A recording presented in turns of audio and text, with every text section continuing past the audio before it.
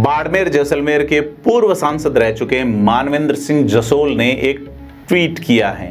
Tweet है सुनील परिहार का निलंबन रद्द हो जाना, यानी कि वापस पार्टी में घर वापसी। पार्टी यानी कि कांग्रेस। एक दिन पहले चर्चा प्रहलाद गुंजल की थी और घुसा लिए गए सुनील परिहार। सुनील परिहार जो कि अशोक गहलोत के खासम खास हैं, सिवाना से बागी होकर चुनाव लड़े और मानवेंद्र सिंह जसोल को चुनाव हरवा दिया। मानवेंद्र सिंह जसोल अब क्या करेंगे? क्या मानवेंद्र सिंह को भाजपा राजसमंद से टिकट देगी?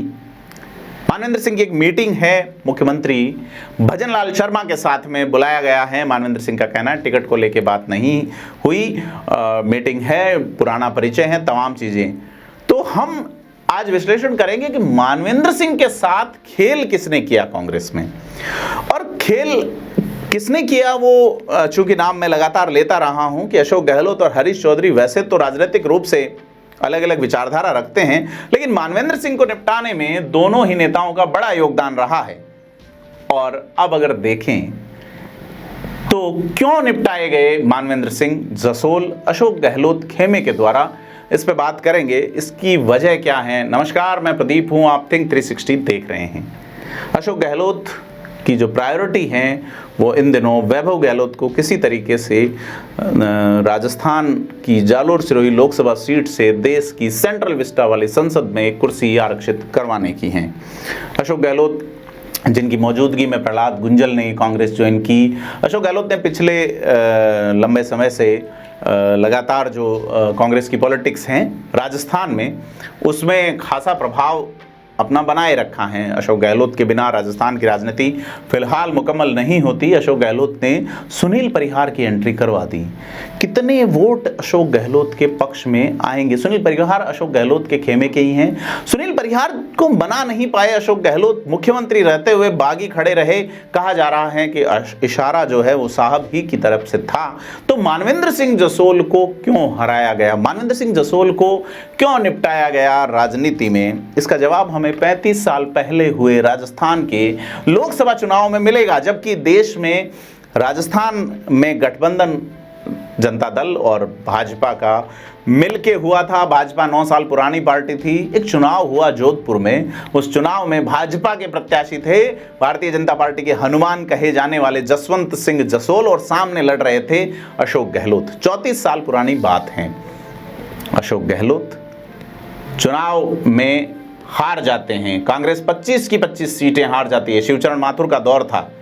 इससे पहले, ठीक पहले चुनाव में कांग्रेस 25 की 25 सीटें जीती थी।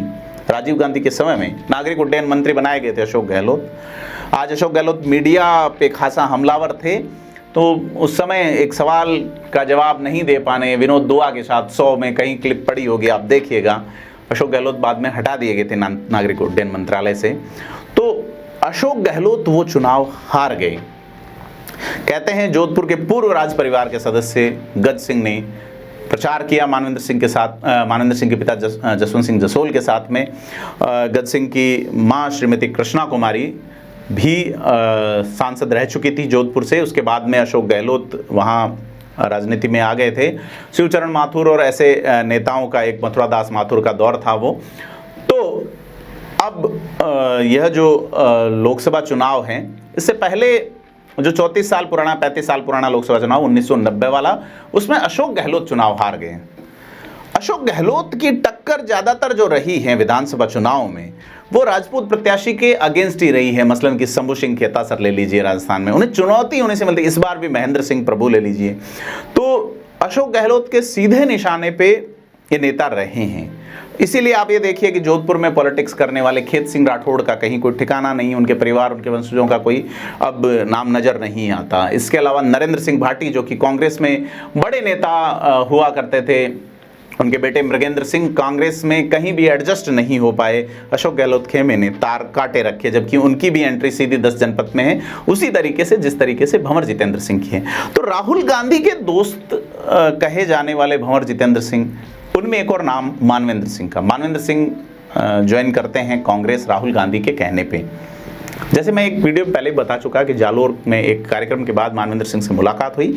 उसी दौरान उनके पास फ़ोन आता है राहुल गांधी के कार्यालय से, राहुल गांधी बात करते हैं और उस दौरान मौजूदगी रही कुछ साथियों की, तो सुना गया कि आप अशोक गहलोत से एक बार बात कीजिए ज्वाइन करने से पहले। अगस्त महीने की बात है, दुर्गादास जयंती का कार्यक्रम था।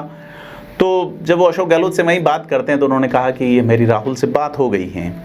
तो अशोक गहलोत जवाब देते हैं कि आप राहुल जी कहिए, आप कांग्रेस की परंपरा में आइए। तो मानवेंद्र सिंह जो कि फौजी आदमी रहे हैं, खटका नहीं हुआ उनके मन से कि अशोक गहलोत मन से तैयार नहीं है। अब मानवेंद्र सिंह जसोल की एंट्री हो जाती है बाड़मेर सीट पे। हरीश चौधरी जो कि 2009 में सांसद थे और 14 का चुनाव हार चुके थे, उन्हें लगता है कि एक और ऐसा परिंदा जिसकी 10 जनपद तक सीधी एंट्री है, अगर वो आता है और बाड़मेर की राजनीति में आता है, कांग्रेस में आता है पंजे का निशान लेके, तो उनकी राजनीति का क्या होगा। और चूंकि अशोक गहलोत की वजह मैं बता चुका आपको, दोनों ही नेता धीरे धीरे उसी चुनाव के बाद जब दिल्ली में बैठक चल रही थी 2018 में, फिर वो उससे पहले अप्रैल माह के आसपास और उसके बाद लगातार कुछ रैलीज की गई, ऐसा चल रहा था। तो सितंबर में आते आते जो है मानवेंद्र सिंह एक स्वाभिमान रैली करते हैं और उनकी जो नाराजगी थी वो वसुंधरा राजे से थी, क्योंकि 2014 में जसवंत सिंह जसोल का बाड़मेर से दावा था, टिकट काट दिया गया। 2009 में उन्हें दार्जिलिंग भेजा गया और जब जसवंत सिंह जसोल का टिकट कट गया तो वो बागी होकर लड़े। उस वक्त मानवेंद्र सिंह शिव के विधायक हुआ करते थे और इसके बाद जो है मानवेंद्र सिंह बिल्कुल किनारे किए जाते रहे भाजपा की ओर से। और स्वाभिमान का इशू कहते हुए उनकी पत्नी श्रीमती चित्रा सिंह, जिनका अभी निधन हो गया, तो जनवरी माह के अंत में एक हादसे में, दुखद हादसे में, तो मानवेंद्र सिंह जसोल जो है वो किनारे कर दिए गए भाजपा की ओर से, कांग्रेस में आ गए। कांग्रेस में भी यही कोशिश चली, तो उनको चुनाव लड़ने के लिए अशोक गहलोत खेमा और वो टीम पूरी लगी कि किस तरीके से वो चुनाव लड़े वसुंधरा राजे के खिलाफ। और मानवेंद्र सिंह को वसुंधरा राजे के खिलाफ भेज दिया गया हाड़ौती। हालांकि हाड़ौती के भैंसरोडगढ़ में उनका ससुराल है और चित्रा सिंह ने भी कैंपेन किया, लेकिन वसुंधरा राजे के सामने मानवेंद्र सिंह जसोल जो है वो चुनाव नहीं जीत सके। और फिर बाड़मेर जिले में चुनाव लड़ने के बाद झालावाड़ जिले में चुनाव लड़ा, फिर वापस बाड़मेर लोकसभा लड़ाया गया 19 में, फिर नहीं जीत सके। हरीश चौधरी एंड गुट ने बताते हैं सहयोग नहीं किया। हेमाराम चौधरी जरूर सपोर्ट में रहे और उनको लगता था कि एक बड़ा वोट बैंक भाजपा में जो राजपूत वोट बैंक जाता है वो कांग्रेस की ओर आता है तो कांग्रेस आगे लंबी चल जाएगी। लेकिन चूंकि राजनीति अपने स्तर पे या अपने से इतर किसी को आगे बढ़ने का मौका नहीं देना चाहती, खास करके डेमोक्रेटिक पॉलिटिक्स में, तो मानवेंद्र सिंह चुनाव हार गए। कहा जाता है झालावाड़ भेजने से पहले जब पूछा जा रहा था तो उन्होंने कहा कि वहीं मौजूद लोगों में से बात आई कि एक फौजी रहे हैं मानवेंद्र सिंह, तो फौजी को तो आदेश दिया जाता है। फिर मानवेंद्र सिंह जैसलमेर की तैयारी करते हैं राहुल गांधी के कहने पे, उस टीम के कहने पे, और रूपाराम धनदेव की जगह, लेकिन और उनके लिए साले मोहम्मद अड़ते भी हैं, परंतु जसवंत सिंह जसोल के बेटे मानवेंद्र सिंह जो अपने पिता को कुछ ही समय पहले खो चुके थे, उनको वहाँ से बहुत दूर बालोतरा जिले की सिवाना में चुनाव लड़ने भेज दिया गया। और सिवाना में खड़े किए जाते हैं सुनील परिहार। सुनील परिहार जो कि अशोक गहलोत के खास थे, खुद खड़े हुए या किए गए, ये भी एक लाइन देखने वाली बनती है। लेकिन जिस तरीके से उनकी तत्काल वापसी हुई है और इस वापसी पे जिस तरीके से मानवेंद्र सिंह जसोल का रिएक्शन आया है, तो यह बड़ी बात है कि क्या सुनील परिहार का सिवाना में आके मानवेंद्र सिंह को हराना और पार्टी छोड़ने के लिए मजबूर करना एक सोचा समझा मामला था।